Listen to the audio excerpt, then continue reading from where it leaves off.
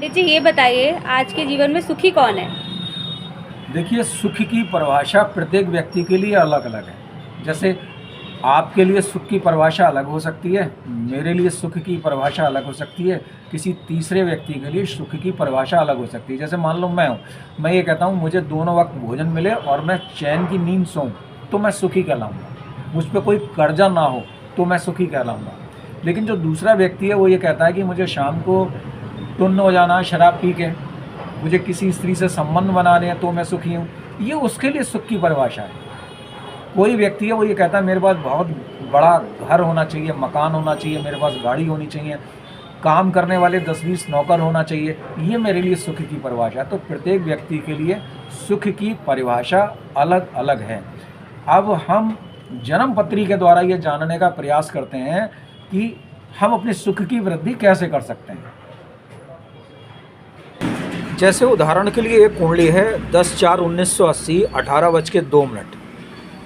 इसमें ये वाला जो खाना है ये सुख का खाना है, इसमें 9 नंबर लिखा हुआ है। तो 9 का मतलब ये हुआ कि गुरु ग्रह की वजह से आपको सुख मिलेगा। अब ये चला गया खर्च वाले खाने में, तो इनको सुख ना के बराबर मिलेगा, ये व्यक्ति सुखी नहीं है। अब ये व्यक्ति सुख कैसे बढ़ाए, इसके लिए गुरु ग्रह का जाप करे, ओम ग्राम ग्रीम ग्राम सगुरुभ्ये नमः, तब इसके सुख में वृद्धि होगी। अब जैसे ये कुंडली है 9 मई 1982 11:10 PM। अब इसमें ये वाला जो खाना है इसमें 1 नंबर लिखा है। इस 1 का मतलब हो गया मेष राशि, इसका स्वामी मंगल हो गया, मंगल गया भाग्य वाले खाने में। तो ये व्यक्ति भाग्य की प्रबलता से सुखी होगा और भाग्य वाले खाने में भी सूर्य हो चुका है। तो अगर ये व्यक्ति अपने सुख को बढ़ाना चाहता है तो मंगल ग्रह का जाप करे, चींटियों को भोजन भी कराए तो इनके सुख में वृद्धि हो जाएगी। अब जैसे ये कुंडली है 4/11/1975 4 बजे जनकपुर काठमांडू नेपाल की।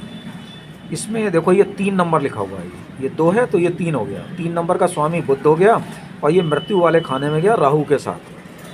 तो इनको सुख के लिए बहुत मेहनत करनी है, विकट वाली मेहनत करनी है। ये बाहर जाएंगे तभी सुखी रहेंगे और बुध ग्रह का ये जाप करें तब इनके सुख में वृद्धि होगी। अब ये कुंडली है 23/10/1978 10:01। अब ये सुख में इस वाले खाने में 11 नंबर लिखा है। इसका स्वामी ये कुंभ राशि होगा, इसका स्वामी शनिचर हो गया। शनिचर ठीक सामने है, शनिचर की 7वीं दृष्टि यहाँ आ रही है। तो ये व्यक्ति शनिचर का जाप करने से बेहद सुखी हो सकता है, बड़ा घर हो सकता है, बड़ी गाड़ी हो सकती है। लेकिन जैसे ही शराब पिएगा ये आदमी तबाह हो जाएगा, बर्बाद हो जाएगा। तो इनको शराब से बचना चाहिए, शनिचर का जाप करना चाहिए। अब एक और कुंडली के द्वारा समझने का प्रयास करते हैं। 21 मई 1994 11:45 बरेली। इसमें ये 1 नंबर लिखा है, इसका स्वामी मंगल ही होता है और ये अपनी ही राशि में है। तब ये क्या हुआ, ये प्रबलता के साथ यहाँ पर सुख में वृद्धि हो गई यहाँ पर मंगल ग्रह से। अब शनिचर की 3य दृष्टि भी है, ये नीच की दृष्टि है यहाँ पर। तो मंगल ग्रह का अगर ये जाप करते हैं तो ये सुख में वृद्धि करेंगे, लेकिन साथ में शनिचर की वजह से इनको पीड़ा भी मिलेगी। ये सुख में कमी कर रहा है शनिचर। तो इनको सुख में वृद्धि करने के लिए क्या करना चाहिए, इनको मंगल ग्रह का उपाय करना चाहिए। तांबे का कड़ा शुक्ल पक्ष में मंगलवार को ये पहन लें तो भी इनको लाभ होगा। चींटियों को भोजन कराएं तो भी इनको लाभ होगा। मंगल ग्रह का मंत्र जाप करें तो भी इनको लाभ होगा। और बृहस्पति इनकी सरकारी नौकरी वाले खाने में ये प्रयास करें, क्योंकि हालांकि है तो शुक्र के भाव में, प्रयास करें तो गवर्नमेंट जॉब या गवर्नमेंट से भी यहाँ लाभ मिल सकता है। ये कुंडली है 4/11/1990 4 बजे की। इसमें देखो ये लिखा 9 नंबर। 9 नंबर का स्वामी गुरु हो गया, ये उच्च का है और लाभ वाले खाने में केतु के साथ है। झटके से सुख मिल सकता है, झटके से आमदनी बढ़ सकती है। ये व्यक्ति अगर कहीं चुनाव लड़े तो उसमें भी सफलता यहाँ इनको मिल सकती है।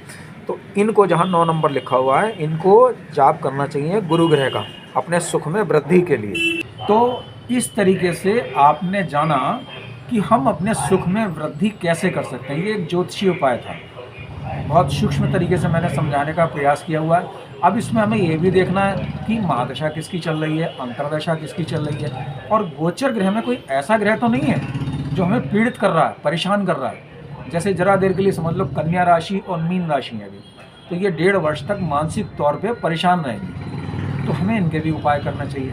तो आप मुझे पारिश्रमिक मेरा देते हुए अपनी कुंडली भी दिखवा सकते हैं। और सीधा सा एक फंडा है कि अगर आपको कुछ अच्छा करना है, सुख में वृद्धि करनी है आपको, तो पुण्य के काम करने हैं। मैं पंडित राकेश पांडे, बरेली, उत्तर प्रदेश, भारतवर्ष। फ़ोन नंबर है 9837235505। हरिओम।